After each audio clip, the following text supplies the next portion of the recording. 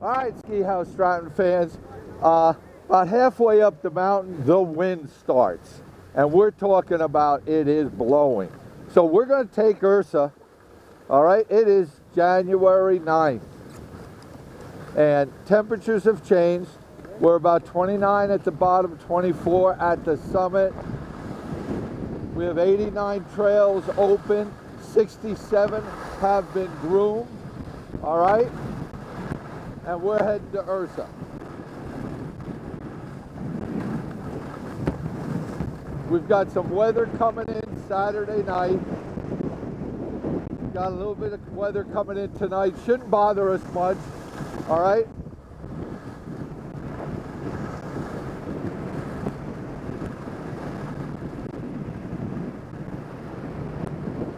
So they've just got Ursa running. The gondola and Snowbowl are down because of wind delay, and so is Shooter, I believe.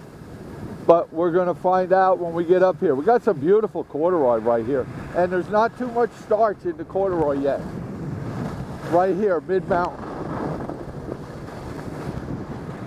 So stop by Ski House, get tuned, get fitted, and then make a beeline to Stratton.